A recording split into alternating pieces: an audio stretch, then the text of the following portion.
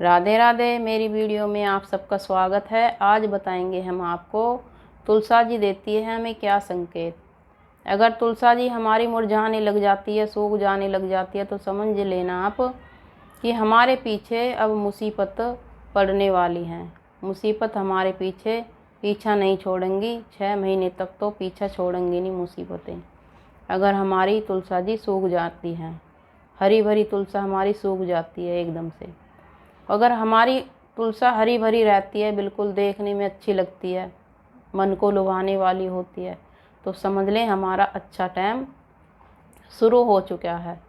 जब हमारा अच्छा टाइम शुरू हो गया तो हमें कभी पैसे की भी कमी नहीं रहती।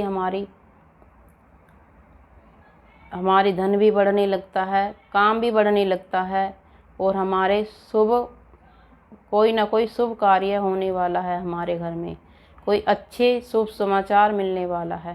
तो आपको तुलसा जी ये संकेत देती हैं।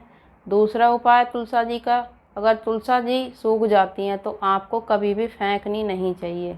तुलसा जी जब हमारी सूख जाती है तो हमें उनसे हवन करना है। तुलसा जी की लकड़ी से हवन करना है, अपने घर में ही करना है। तो जब आप हवन करेंगे तो उसमें चीनी और तिल का हवन करेंगे तो आपको लक्ष्मी की प्राप्ति होगी। खीर से हवन करते हैं, खीर की आहुति हमें बाद में देनी है तो हमें यश की प्राप्ति होती है। खीर जब बाद में डालते हैं हम तो यश की प्राप्ति होती है। सामग्री से हवन करते हैं तो हमारे घर की शुद्धि होती है, बुरी नकारात्मक सब बाहर निकल जाती हैं। तो आपको इतने फ़ायदे हैं तुलसा जी से। अगर आप घी की आहुति डालते हैं तो हमारी लंबी उम्र की प्राप्ति होती है, हमारी आयु बढ़ती है। तो आपको तुलसा जी से इतने फ़ायदे होते हैं, आपको तुलसा जी फेंकनी नहीं चाहिए।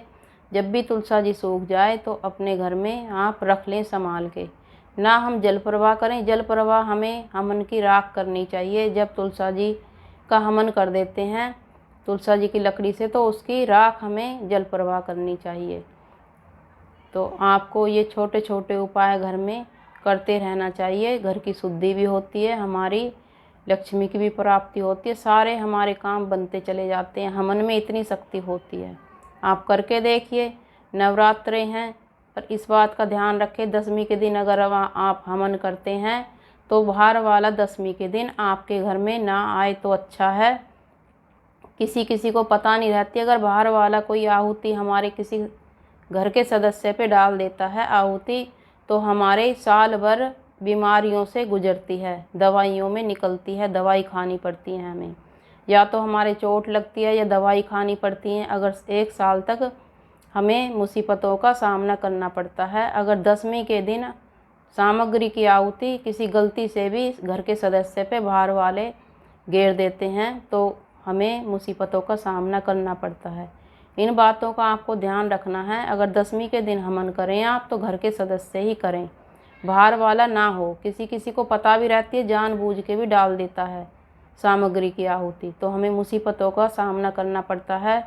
साल भर तक हमें दवाई खानी पड़ती है, तो हमारी बीमारी पीछा नहीं छोड़ती या हमारे एक्सीडेंट होते हैं। सामग्री की आहुति का इतना बुरा प्रभाव होता है अगर बाहर वाला कोई हमारे ऊपर या घर के सदस्यों पर डाल देता है तो। वैसे तो हवन हमें खुद घर ही करना चाहिए, पर जब पंडित जी आते हैं तो क्या करते हैं, सामग्री ख़त्म होने की वजह से सामग्री ख़त्म होने की मारे तो बाहर वालों से शुरू करवा देते हैं हवन, सभी आहुति डालो। पर जो घर के बंदे आगे रहते हैं, हवन के पास बैठे रहते हैं, वो बाहर वालों से आहुति किसी से गलती से भी गिर जाती है, कोई जानबूझ के भी घर के सदस्यों पे आहुति डाल देते हैं। तो आप इन बातों का ध्यान रखें। राधे राधे।